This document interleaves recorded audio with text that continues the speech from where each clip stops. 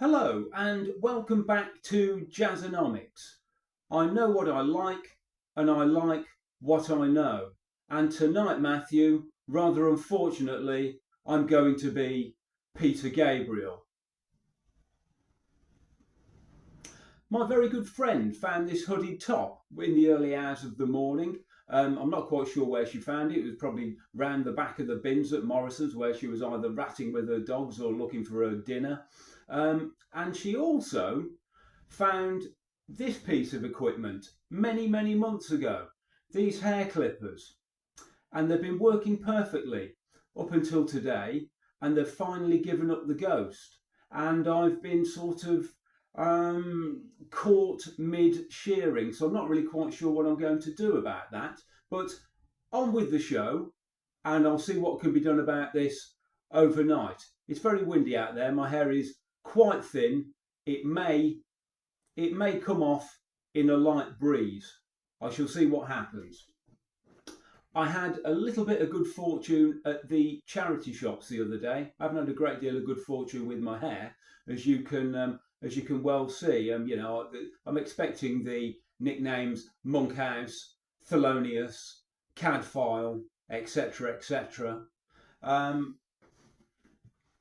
I bought some vinyl records. No jazz records amongst these, but they were £1 each, in excellent condition, and I thought they were well worth a punt. There are a few here that I already have on CD, but for records in such good quality as this, I thought I would be a fool to miss out on it. The first one is Jackson Browne, Saturate, Before Opening. I've got this on CD. I've yet to listen to it. There's a rather large, there's an enormous unplayed pile. And this is another record that I haven't listened to. It's the James Taylor Greatest Hits thing. Another Jackson Browne album, Hold Out. I'm not quite sure which era this is from. It looks sort of 80s, I would say. I don't have any original Stephen Stills albums. I've got quite a bit of Crosby, Stills and Nash, etc. And I've got a burnt copy of his album Manassas, which I can remember quite enjoying. And we've got the best of Stephen Stills here on Atlantic, again, £1. And we have another James Taylor album, Handyman, a double LP, the Concert in Central Park, Simon and Garfunkel, and an album that I don't have at all. And I thought this was the best find of the lot. McCartney, and it obviously has Maybe I'm Amazed on it. Possibly one of his finest solo achievements to my mind. There will be a little bit of jazz in this episode. I'm going to look at a couple of albums very briefly. I'm going to see if I can get something done with this helmet as soon as possible. Two albums that I've listened to recently that have surprised me and have been very good indeed. Miles Davis, live at the Boston Hi-Hat, recorded in 1955. The recording quality is good. It's good to very good. It's consistent. Miles Davis quotes that music is the gaps in between the notes. The playing on this particular album is frantic by Miles Davis. He gets sort of criticised as not being that great a technician. Well, if you listen to this, you'll realise that that's a load of bunkum. A very good live session, and much better than an awful lot of sessions that are where an awful lot of praise is heaped upon them. A very good record indeed. Seek that out.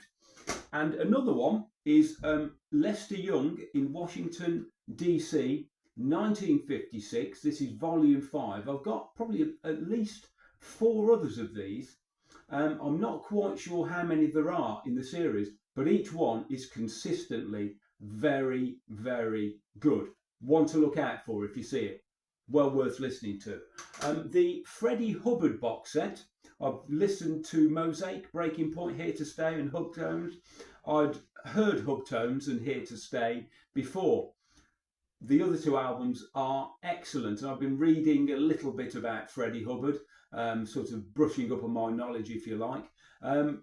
he gets criticised an awful lot for his later albums on the CTI label. I've got one of those, I think it's called First Light, and to be honest, I wasn't particularly overwhelmed by it. But when you think about the wealth of material that he has as a principal performer and as a sideman, he does seem to garner an awful lot of criticism, bearing in mind that he's featured on Out to Lunch, Blues and the Abstract Truth. I think he was on Ascension and Free Jazz, and that's not taken into account all of his solo albums on Blue Note and beyond.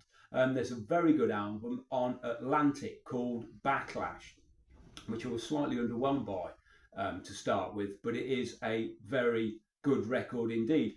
And quickly to finish, the man in the background here, Bud Powell, he is on the BBC Sounds.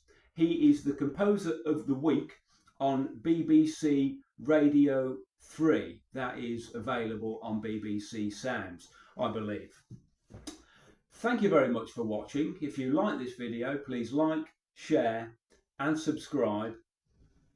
I need to see if I can get these working. Oh, they are working. That is very lowbrow comedy. I'll finish my hair off in a moment. This was Jazzonomics.